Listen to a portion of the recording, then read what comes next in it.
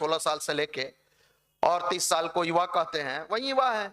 एक कल मनाया जाएगा राष्ट्रीय युवा दिवस, वो भी युवा है जिनके जन्मदिन को पूरे देश में धूमधाम से, पूरे विश्व में धूमधाम से राष्ट्रीय युवा दिवस के नाम पर मनाया जाएगा। मालूम है आपके हमारे घर में क्या है? गरीबी है, पैसे का अभाव है, थोड़ा सा रोटी दाल का अभाव है, कई जगह वो भी नहीं है, कई परिवार में वो भी नहीं है। आपके जीवन में क्या था? नरेंद्र के जीवन में क्या था? उस समय का ग्रेजुएट नौजवान। आज आप ग्रेजुएशन कर लेते हैं, चलते हैं हमारा ग्रेजुएशन कंप्लीट, एक आध बार और कर लीजिए, काम है कौन मचल है, 2-4 बार कर लीजिए। उस समय का नौजवान, ग्रेजुएट पास नौजवान, जिनके पिताजी का देहांत हो गया, जी घर में थे, बहन की शादी करनी थी, भाई घर छोड़ के भाग गए, कुछ दिन बाद बहन सुसाइड कर ली, चाचा जमीन हथिया लिया। चाचा लोग शुरू से इसी तरीके से रहे हैं और ये सुधार कोई नहीं कर सकता है। आप सुधारने जाइएगा अपने बिगड़ जाइएगा। इसलिए हमारे गुरुजी लिखे हैं, अपनी सुधार संसार की सबसे बड़ी सेवा है। सुधारना है तो अपने आप को सुधारो। यह दुनिया का आदत है दूसरे को ये नहीं किया वो नहीं किया, अरे आप ही कर दीजिए, आप ही कर लीजिए। आप क्यों दूसरे को सुधारने जाते हैं? अपने आप को सुधारिए। चाचा जमीन हड़प लिए, आप ही की तरह इधर से उधर भटकते थे, कैसे भी दाल रोटी का रोजगार मिल जाए, दाल रोटी की व्यवस्था बन जाए। भागते भागते भागते भागते लोगों से पूछते थे, अरे बड़े भगवान का नाम सुने हैं, भगवान के बारे में बताइए, कोई हमको भगवान से मिला सकता है क्या? जिसके पास जाते थे पूछते थे, तू भगवान को देखे हो? नरेंद्र के अंदर उत्सुकता थी, तू भगवान को देखे हो? तो कहता पागल कहीं का, कहता है भगवान को देखे हो, पागल डिटेल हो गया है। जब आप ध्यान करिएगा, गायत्री मंत्र कहिएगा, इससे कैरियर बनता है, लॉज वाला कहेगा पगला कहीं का, खुद वो पागल है, खुद वो पागल है, वो तुम्ही को कहेगा पगला कहीं का। वो तो अपने सबसे बड़ा पागल है कि जिंदा लोग मरने के बाद मुखाग्नि देते हैं, वो जिंदे में धुआं दे रहा है, और दूसरा के कह रहा है कि पागल है, वो जिंदे में आग लग गई है, धुआं धुआं कर देंगे। यार तू तो धुआं धुआं अपने हो गया है, वो अपने पागल है, कहेगा गायत्री मंत्र जपे से क्या होता है?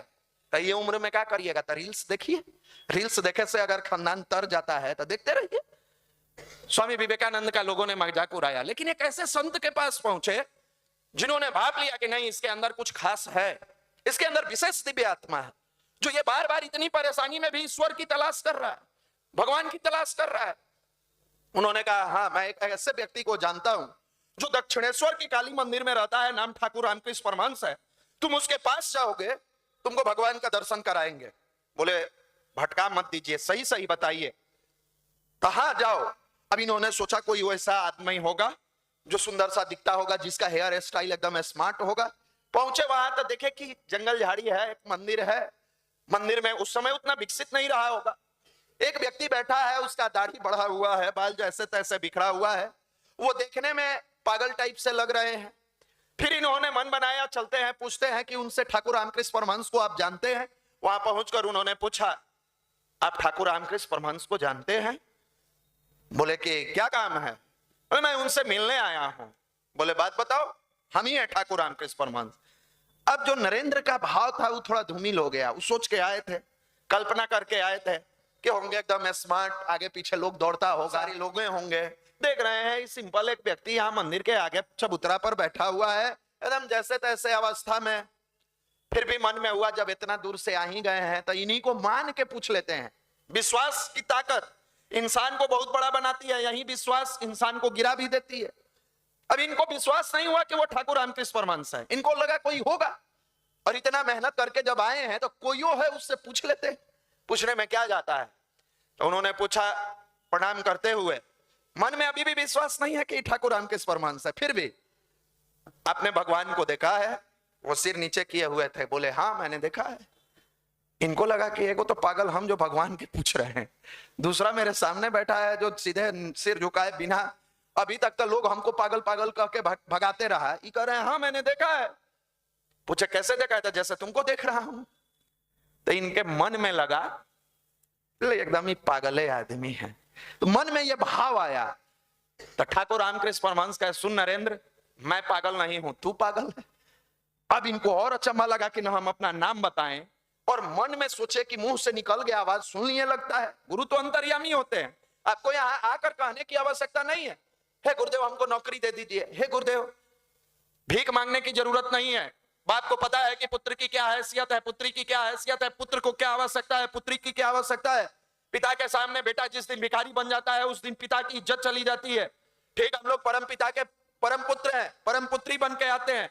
हम अगर भिखारी बन जाएं तो वो सोचते हैं कि हमने इसको प्रतिभा दिया, शरीर दिया, विवेक दिया, जीवन दिया, फिर भी ये हाथ पसारे हुए हैं। देखते हैं ना हनुमान मंदिर में, शरीर स्वस्थ है फिर भी कटोरा थामे हुए है। उसको कई काम करने के लिए नहीं कर सकता है, नहीं कर सकता है। आज कई ऐसे लोग हैं जो हाथ पसारे रहते हैं। जब उन्होंने कहा तो चौंक गए, विवेकानंद जी चौंक गए।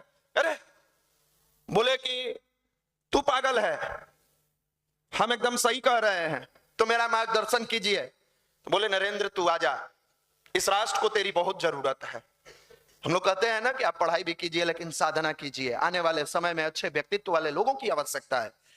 ये चोर बनोर नहीं रह पाएंगे। भले आपको विश्वास नहीं हो रहा है, आपको लग रहा है हमारे चाचा बहुत बड़े इंजीनियर थे, लूट के करोड़ों रुपया खड़ा किया, नहीं रह जाएगा, न मकान रहेगा न दुकान रह जाएगा, बस आपके यश और कृति का गुणगान रह जाएगा।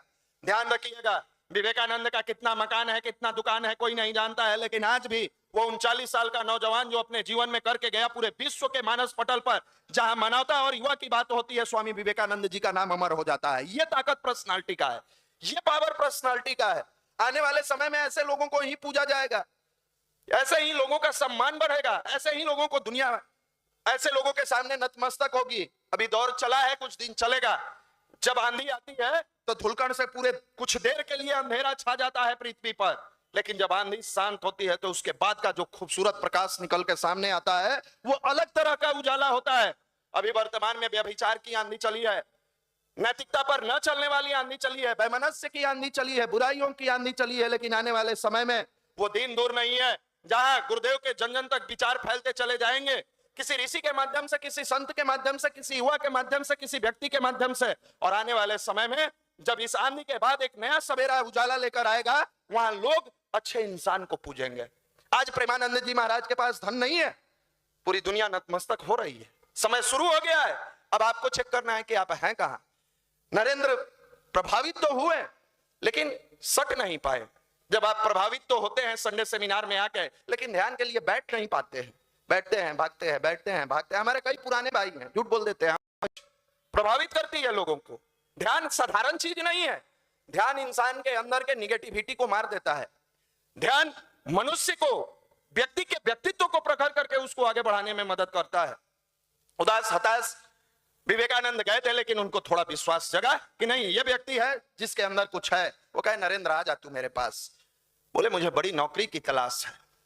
बोले सब हो जाएगा, एक साधे सब सदे, सब साधे सब जाए, एक बार आ जा, नौकरी भी होगा, जीवन भी बनेगा, परिवार का नाम इज्जत शोहरत भी बढ़ेगा, तू चिंता मत कर। लेकिन भरोसा होता कहां है। हम लोग भी कहते हैं आपसे, जैसे छोटा बच्चा खेलता है और उसकी माँ उसके पीछे पागल हो जाती है, आटा छीट रहा है फिर भी माँ मजा लेती है, कोई बात नहीं, बचपना चला जाएगा तो फिर आटा नहीं छीटेगा, छीटने दो। माँ भूल जाती है कि मेरा बेटा क्या कर रहा है, अच्छा कर रहा है, बुरा कर रहा है। उसके बचपना के भाव में माँ भी बच्चा बन जाती है। ठीक, जब गायत्री मंत्र की साधना करने बैठो, भूल जाओ कौन मामा, कौन चाचा, कौन फूफा, कौन गरीबी, कौन अमीरी, कौन अच्छा, कौन बुरा। बस मैं और मेरे गुरु, मैं और मेरे मालिक।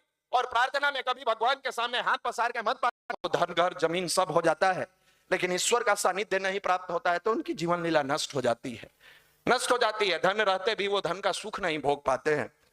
यही नरेंद्र जब ईश्वर पर, अपने गुरु पर विश्वास करते हैं और एक जगह भरी मीटिंग में केशव चंद्र सेन आते हैं। उस समय बहुत नामी गिरामी थे, बड़े वीआईपी लोग के साथ आए। 2 चेयर लगा हुआ था, एक केशव चंद्र सेन का, दूसरा लगा हुआ था ठाकुर रामकृष्ण परमहंस का।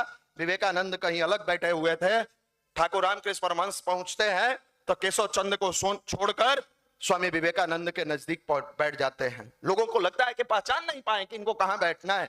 लोग जाकर कहते हैं आपका स्थान यहां नहीं वहां है। कहे नहीं नहीं, मैं जहां बैठा हूं ठीक जगह बैठा हूं।